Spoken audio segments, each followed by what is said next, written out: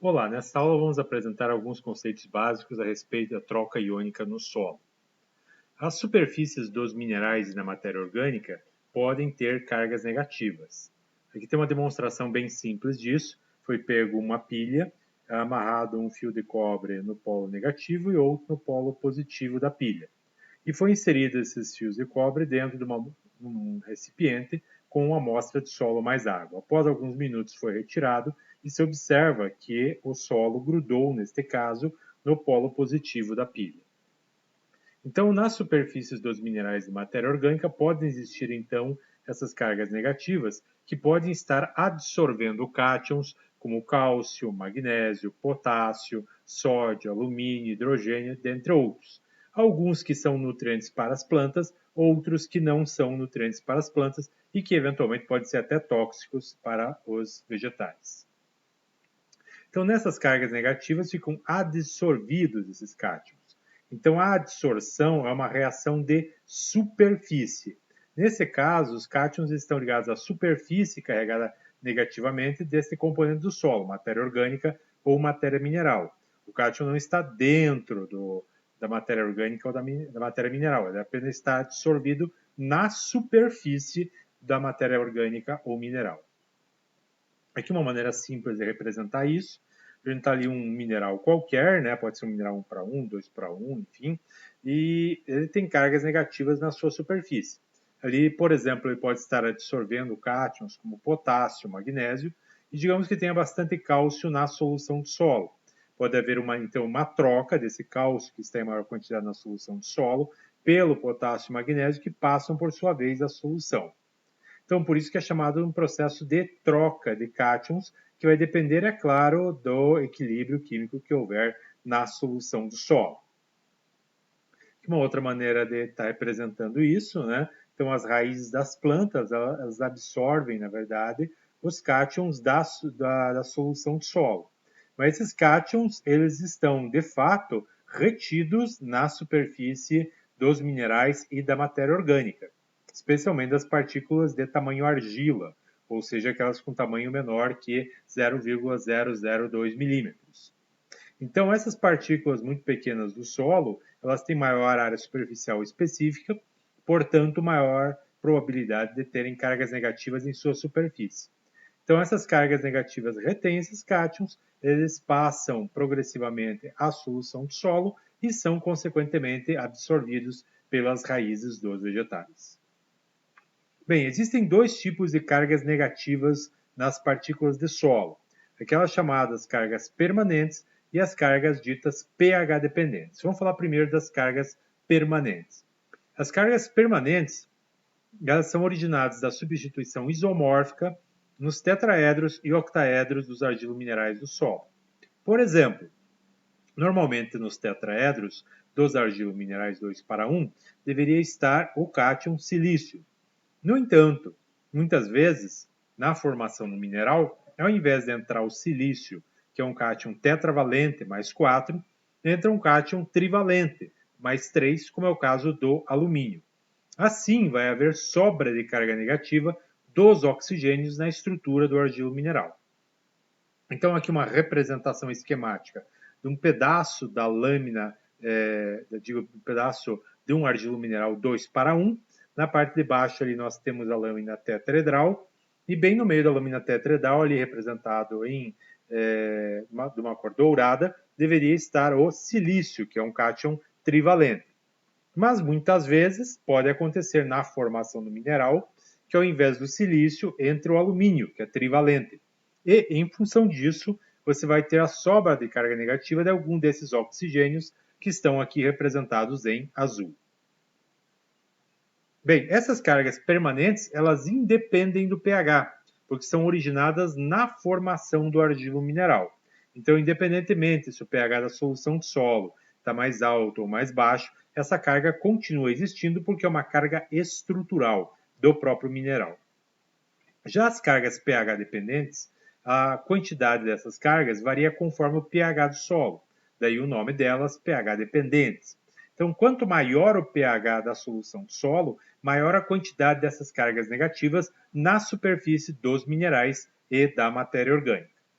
Essas cargas pH dependentes ocorrem, por exemplo, nos argilominerais 1:1, como a caulinita. Bem na lateral da caulinita, os últimos elementos químicos que tem ali são o hidrogênio e o oxigênio. Se houver um aumento de pH, ou seja, aumento de hidroxilas em solução de solo, esse hidrogênio que está ligado à estrutura da caulinita, ele pode sair e vai sobrar a carga negativa do oxigênio, formando então uma carga pH dependente. E note que essa carga ela pode desaparecer se o pH se tornar mais ácido. Ela também ocorre nos óxidos de ferro, de alumínio, como hematita, gibbsita, goethita, etc. Então, também na superfície lateral desses óxidos, nós também temos oxigênios e hidrogênios, e se houver um aumento de pH, ou seja, uma maior quantidade de OH em solução, esse hidrogênio, embora esteja ligado covalentemente, ele pode sair e pode então sobrar carga negativa dos hidrogênios. Ao contrário, se houver uma redução do pH, esse hidrogênio pode voltar e não ter mais essa sobra de carga negativa. Então, aqui uma representação da estrutura de uma gibbsita, né, que é um hidróxido de alumínio.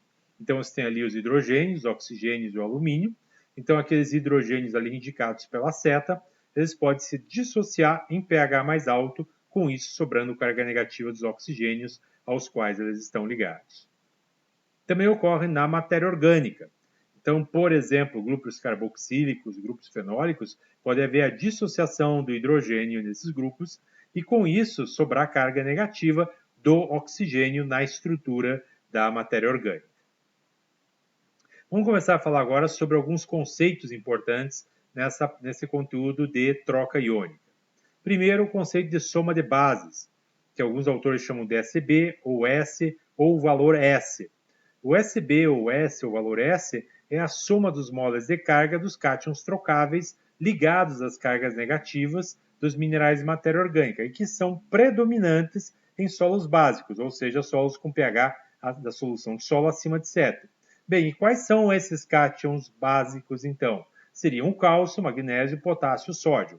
Claro que eles não são bases do ponto de vista estritamente químico, mas eles são chamados de cátions básicos porque são aqueles cátions predominantes nas cargas negativas, ligados às cargas negativas dos minerais e matéria orgânica, nos solos com pH acima de 7, ou seja, os solos básicos. Então, a soma de bases ela é dada pela soma de cálcio, magnésio, potássio e sódio trocáveis, ou seja, que estão ligados a essas cargas negativas. Não são as concentrações totais desses elementos no solo, mas apenas o que nós chamamos de trocável, aquilo que está fundamentalmente ligado à superfície dos minerais da matéria orgânica, ou seja, absorvido às cargas negativas dos minerais da matéria orgânica. Bem, nessa fórmula aí, tanto a soma de bases, como cálcio, magnésio, potássio e sódio, estão dados numa unidade que é o centimol de carga por quilograma, do qual falaremos um pouco mais adiante. Aqui nós temos uma indicação da soma de bases, por exemplo, no estado do Paraná. Observa-se que essa soma de bases é maior aonde? Nas regiões norte, oeste e sudoeste do estado do Paraná. Por que isso? Em função justamente do material de origem. Nessas regiões, o material de origem é justamente o basalto, que é uma rocha que apresenta maior quantidade de cálcio e magnésio, e que isso se reflete, então, na soma de bases desses solos. A determinação, então, dos cátions trocáveis é realizada em laboratório, então, onde vai ser determinado, então, a quantidade de cálcio, magnésio, potássio e sódio trocáveis. Então, é feita uma extração parcial, não uma extração total, desses cátions, apenas para remover aquilo que, teoricamente, estaria ligado, absorvido, as cargas negativas da superfície dos minerais e da matéria orgânica. Bem, e a unidade da soma de bases? A unidade da soma de bases é o centimol de carga por quilograma. Vamos destrinchar um pouco essa unidade para entendê-la um pouco melhor. Primeiro, o cent representa 10 na menos 2. O mol de carga é a mesma coisa que o equivalente, né? O quilo é o 10 na terceira e grama é a unidade de massa. Assim, por exemplo, 1 centimol de carga de cálcio é a mesma coisa, 1 mol de carga de cálcio seria a mesma coisa que 40 gramas, que é a massa atômica do cálcio divididos pela carga do íon, que é 2. Então, 1 mol de carga de cálcio é a mesma coisa que 20 gramas de cálcio. E o que seria, então, 1 centimol de carga de cálcio? 1 centimol de carga seria 1 vezes 10 na menos 2, que é o cent, vezes o mol de carga de cálcio, que é 20. Então, 1 centimol de carga de cálcio seria equivalente a 0,20 gramas de cálcio. Então, se um solo tem 1 centimol de carga de cálcio por quilograma, isso significa que em cada quilo de solo existe 0,2 gramas de cálcio trocável, ou seja, ligado às cargas negativas das superfícies dos minerais e da matéria orgânica. Bem, se há uma equivalência entre o centimol de carga e a unidade de massa, gramas, que é mais conhecida, por que a gente não utiliza gramas? Porque nós estamos falando sobre trocas de cátions. Então, se eu utilizar gramas na soma de bases e outras contas que a gente vai ver depois, nós vamos acabar tendo que sempre estar verificando qual que é a valência do íon, qual que é a massa atômica daquele cátion. Então, isso dificultaria as contas. Ao trabalhar com centimol de carga, isso facilita os cálculos, porque 1 centimol de carga de cálcio troca com 1 centimol de carga de potássio, troca com 1 centimol de carga de alumínio, troca com 1 centimol de carga de magnésio e assim por diante. Então, o uso do centimol de carga por quilograma, ele facilita essas contas de todos esses aspectos que a gente vai ver aqui nessa aula. Algumas outras transformações. Em publicações mais antigas, ao invés do centimol de carga por quilograma, era utilizado o miliequivalente por 100 gramas. Mas eles são numericamente equivalentes. Então, 1 centimol de carga por quilograma é a mesma coisa que um miliequivalente por 100 gramas. Em alguns laboratórios, também, ao invés de se utilizar o centimol de carga, é utilizado o milimol de carga. Assim, 1 centimol de carga por quilograma é a mesma coisa que 10 milimoles de carga por quilograma. Outra transformação importante que a gente vai utilizar depois é que 1 miligrama por quilograma é igual a 1 parte por milhão na proporção massa-massa. E também 1 decagrama por quilograma é igual a 1%, que é igual a 10 gramas por quilograma. Digamos que a gente tenha obtido no laboratório um resultado de análise, por exemplo, de potássio, de sódio, em miligramas por quilograma ou em ppm. E agora eu queira converter esse valor para centimol de carga por quilograma, para poder utilizar lá na fórmula da soma de bases. Então, como é que eu vou fazer isso? Então, o valor em centimol de carga por quilograma vai ser o valor em miligramas por quilograma ou ppm, vezes a carga do íon, divididos pela massa atômica desse íon, vezes 10. Vamos dar um exemplo? Quantos centimoles de carga por quilograma correspondem a 200 miligramas por quilograma de potássio? Então, digamos que você mandou uma amostra de solo para o laboratório, e o laboratório disse, então, para você que o valor, a concentração de potássio trocável no solo é 200 miligramas por quilograma. Só que para entrar na fórmula da soma de bases, o valor de potássio tem que estar em centimol de carga por quilograma, e não em miligramas por quilograma. Então, utilizando a fórmula, 200, que é o valor de potássio em miligramas por quilograma, vezes 1, que é a carga do íon potássio, mais 1, divididos pela massa atômica do potássio, que é 39, obtida na tabela periódica, vezes 10, que é uma constante. Então, 200 miligramas de potássio por quilograma de solo é a mesma coisa que 0,51 centimol de carga de potássio por quilo de solo. Bem, outro conceito importante aqui em troca iônica é a CTC, ou capacidade de troca de cátions. A CTC é a capacidade que o solo tem de reter os cátions trocáveis, ou seja, ligados às cargas negativas. Então, quanto maior for a quantidade de cargas negativas nas superfícies das partículas sólidas do solo, ou seja, as partículas minerais da matéria orgânica, maior será a CTC do solo. Assim como a soma de bases, a CTC é dado em centimol de carga por quilograma. Bem, vamos ver agora um dos tipos de CTC, que é a chamada CTC potencial, ou valor T, ou valor CTC pH7. Então, essa CTC é a CTC que o solo pode ter se a solução de solo estivesse no pH 7. Por que eu digo isso? Porque a CTC é variável em função do pH. Porque acabamos de falar que existem cargas negativas pH dependentes. Então, se o pH fosse menor que 7, o solo poderia ter menos cargas negativas. Se fosse maior que 7, poderia ter mais. Então, se estabeleceu a determinação da CTC ao pH 7, que também é chamado de valor T, ou CTC potencial. Então, se a solução de solo estiver no pH 7, seria, digamos assim, a quantidade de cargas negativas que o solo teria no pH 7. Bem, existem maneiras de se determinar a CTC em laboratórios, mas que são relativamente trabalhosas. Então, na verdade, se faz uma estimação da CTC somando os principais cátions que ocupam essa CTC. Então, essa estimativa da CTC, ela é dada pela soma de bases, ou seja, cálcio, magnésio, potássio e sódio, mais o hidrogênio, mais o alumínio. É claro que esses 6 cátions não vão corresponder a 100% das cargas negativas ocupadas nas superfícies dos minerais de matéria orgânica, mas corresponde a uma proporção muito elevada da CTC. Então, essa conta, digamos assim, soma de bases mais hidrogênio mais alumínio ali, não é, digamos assim, a CTC, digamos, total, mas é uma estimativa, digamos assim, de quase toda a CTC do solo. Então, nessa fórmula, tanto CTC como soma de bases, hidrogênio e alumínio estão em centimol de carga por quilograma. Aqui nós temos uma ideia da CTC nos solos brasileiros. Notem que na maior parte dos solos brasileiros, a CTC situa-se abaixo de 10 centimol de carga por quilograma, ou seja, uma CTC relativamente baixa.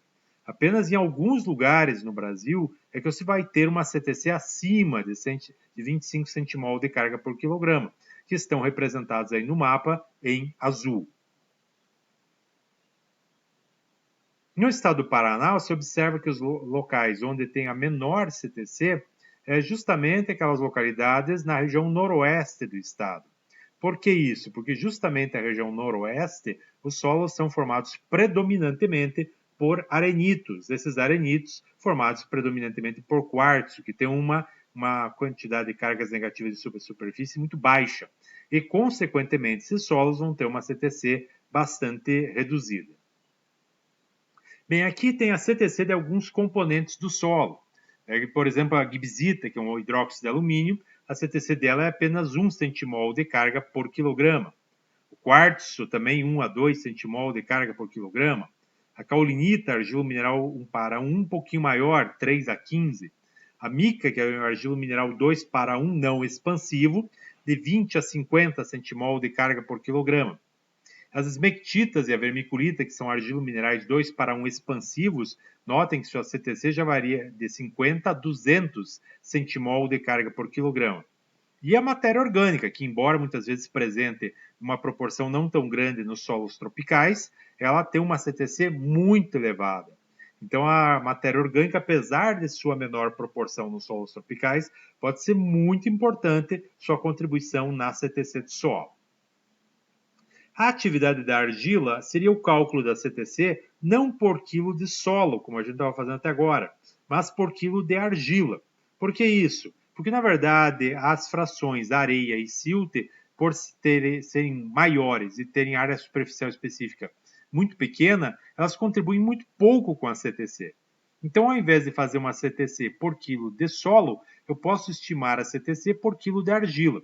E essa atividade da argila, ela vai dar uma ideia para nós a respeito da mineralogia da fração argila do solo, pois os argilominerais 2:1 apresentam maior CTC, como vimos no slide anterior, e os argilominerais 1:1 e oxidróxidos apresentam menor CTC. Então, a atividade da argila é um critério muito utilizado na classificação de solos, para separar os solos mais jovens, onde predominam os argilominerais 2:1, dos solos mais intemperizados, mais velhos, onde predominam os argilominerais 1:1 e oxidróxidos. Então, o cálculo da atividade da argila é dado por CTC potencial vezes 1000 divididos pelo teor da argila. Aqui a CTC é dado em centimol de carga por quilograma e o teor da argila é dado em gramas por quilograma. Bem, notem que como eu tenho no numerador 1000 sobre 1 e embaixo eu vou ter 1 sobre 1000, que é a argila, gramas por quilograma, então anula um pelo outro, a atividade da argila vai ser dada em centimol de carga por quilograma de argila. Note que a CTC era dada em centimol de carga por quilograma de solo. Bem, como é que eu vou interpretar o valor da atividade da argila? Se a atividade da argila for maior ou igual a 27 centimol de carga por quilograma, vai indicar um solo com argila de atividade alta, ou seja, onde devem predominar minerais com alta CTC, como os argilominerais 2:1. No entanto, se a atividade da argila for menor que 27 centimol de carga por quilograma, isso indica que a atividade da argila é baixa, ou seja, devem predominar minerais com baixo CTC, como os argilominerais 1:1 e os oxidróxidos. Então, os solos de argila de atividade alta são menos intemperizados. Já os solos de argila de atividade alta são mais intemperizados. E esse é um critério muito utilizado depois no Sistema Brasileiro de Classificação de Solos para separar os solos mais e menos intemperizados. Então, por que esse número 27? Porque ele aproximadamente separa aqueles solos onde predominam minerais com menor CTC, como óxidos de ferro, quartzo, caulinite, óxidos de ferro e de alumínio, quartzo e argilominerais 1:1, daqueles solos onde predominam argilominerais 2:1. Então, onde predominam óxidos de ferro, de alumínio, quartzo e caulinite, TB. Onde predominam argilominerais 2:1, TA. Aqui temos o exemplo de um solo TA, é um vertissolo. Todos os vertissolos são TA, porque todos os vertissolos predominam argilominerais 2:1. Já esse aqui é um exemplo de um latossolo. Todos os latossolos são solos TB, porque todos os latossolos há muito mais predominância de óxidos de ferro, de alumínio, quartzo e argilominerais 1:1. A gente não calcula a atividade de argila de solos de classe areia ou areia franca, em função de que eles, obviamente, têm muito pouca argila e não seria muito lógico estar calculando a atividade de argila num solo que não tem muita argila, obviamente. Outro conceito importante aqui em química do solo é a saturação por bases. A saturação por bases, que alguns autores chamam de V, outros de valor V, é a porcentagem, ou seja, a proporção da CTC, ou seja, da quantidade de cargas negativas existentes na superfície dos minerais e matéria orgânica, que são ocupadas pelos cátions básicos, ou seja, cálcio, magnésio, potássio e sódio. Bem, então a fórmula da saturação por bases é a soma de bases vezes 100 divididos pela CTC. Nessa fórmula, CTC e soma de bases estão em centimol de carga por quilograma. Então, como eu tenho centimol de carga por quilograma, tanto no numerador quanto no denominador, anula pelo outro. Como estou multiplicando por 100, a saturação por bases é dado em porcentagem. Aqui temos a saturação de bases nos solos do Brasil.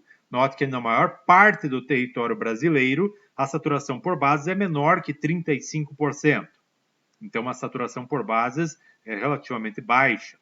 Poucas áreas no Brasil apresentam uma saturação de bases elevada, de 80% a 100%, que estão indicadas aí no mapa numa cor mais bege. No Paraná, por exemplo, as áreas onde eu tenho menor saturação por bases é justamente o centro-sul do estado, que é a região onde os solos são mais ácidos e são mais pobres em termos de fertilidade. E onde a saturação por bases é maior é justamente nas regiões norte, oeste e sudoeste, que são regiões onde os solos são derivados de basalto, que é uma rocha que tende normalmente a formar solos com maior saturação por bases. Bem, interpretação da saturação por bases. Se a saturação por bases for maior ou igual a 50%, nós dizemos que o solo tem saturação por bases alta, também chamado eutrófico. Em geral, os solos com caráter eutrófico são solos com melhor fertilidade química natural, salvo se essa saturação por bases alta for devida a excesso de sódio, que não é nutriente para os vegetais. No entanto, se a saturação por bases for menor que 50%, então o solo tem saturação por bases baixa, ou seja, distrófico. Como vimos no mapa anterior, a maior parte dos solos brasileiros são distróficos. Saturação por alumínio. O alumínio ele é um cátion que pode estar ocupando a CTC, pode estar sendo absorvido pela CTC. No entanto, ao contrário do cálcio, do magnésio, do potássio, o cátion alumínio não é um nutriente para os vegetais. Muito pelo contrário, dependendo da sensibilidade da espécie vegetal, ele chega a ser bastante tóxico ao sistema radicular das plantas. Aqui temos uma imagem na qual percebemos ali o crescimento da ervilha num ambiente no qual tem pouco alumínio e num ambiente onde há toxidez de alumínio. Note que naquele ambiente onde está a toxidez do alumínio, as raízes desse vegetal, elas ficam menores, elas ficam mais encarquilhadas, mais escuras, diminuindo, é claro, a capacidade da planta em absorver nutrientes e água. Então, prejudicando bastante o crescimento vegetal.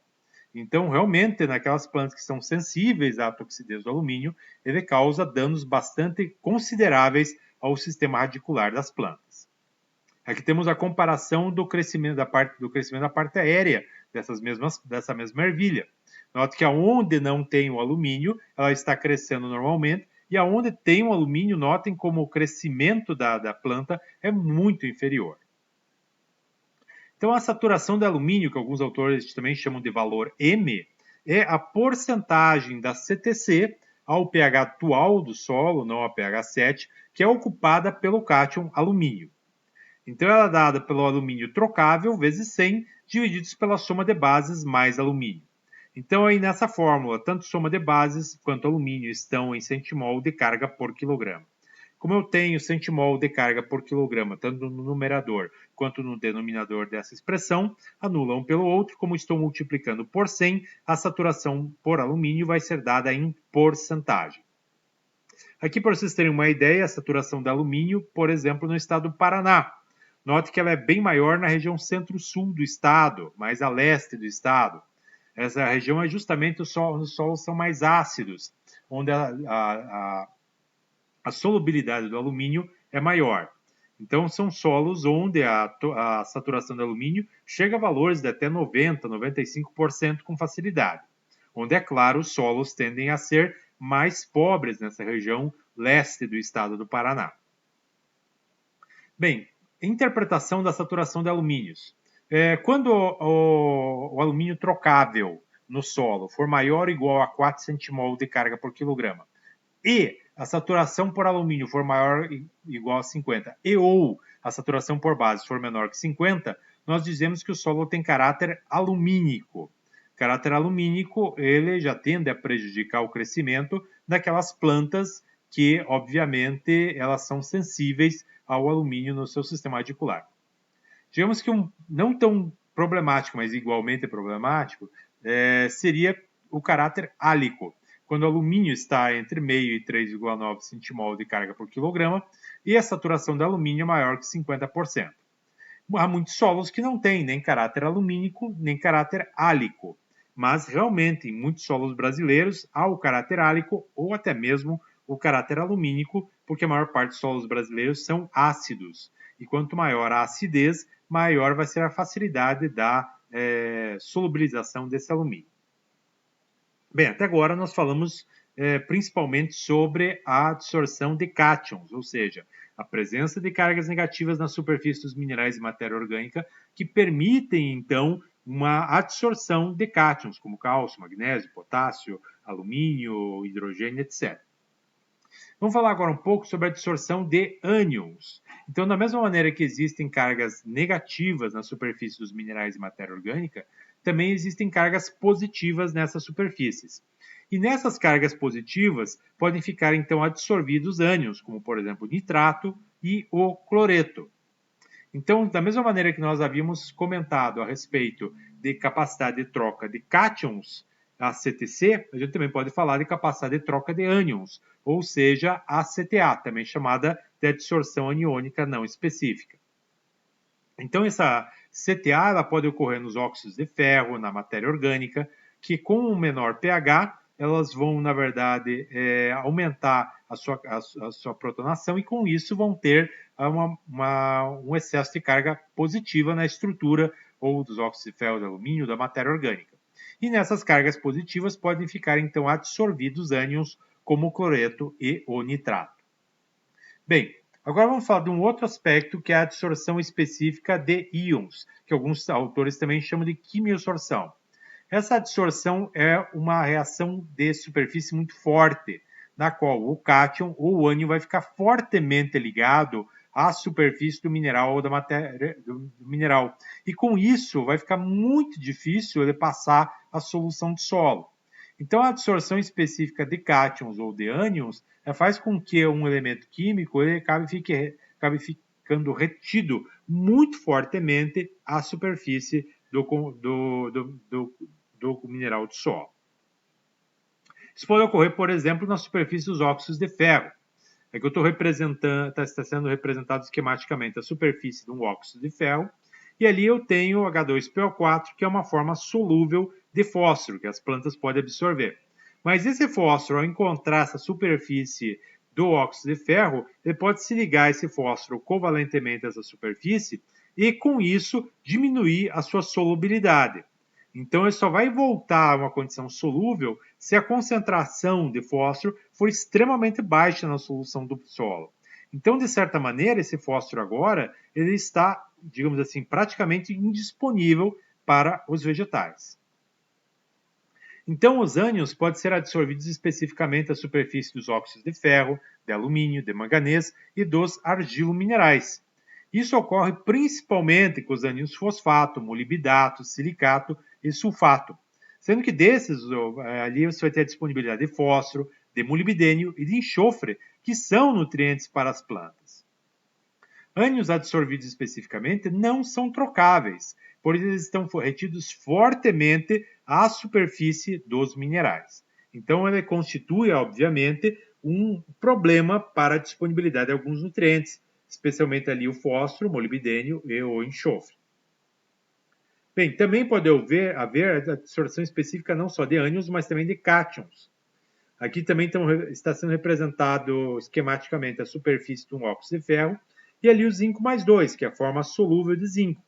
Mas esse zinco mais 2 pode encontrar a superfície dos óxidos de ferro e ser ligado fortemente a essa superfície, reduzindo então a solubilidade do zinco. Então, os cátions podem ser adsorvidos especificamente à superfície dos óxidos de ferro, de alumínio, de manganês, argilominerais e matéria orgânica, ou seja, praticamente a todos os componentes sólidos do solo. Ocorre, então, com muitos cátions que são nutrientes, como o zinco, o cobre, o ferro e o manganês. Então, esses 4 micronutrientes são muito afetados pela absorção específica de cátions. Mas também pode ocorrer com alguns cátions tóxicos, como o alumínio, o cádmio e o chumbo. Então, esses cátions adsorvidos especificamente não são trocáveis, sendo retidos fortemente na superfície do componente sólido do solo. Bem, aqui para quem quiser se aprofundar um pouco mais, tem uma bibliografia adicional desse conteúdo de Química do Solo. Então era isso, gente. Obrigado pela atenção de vocês.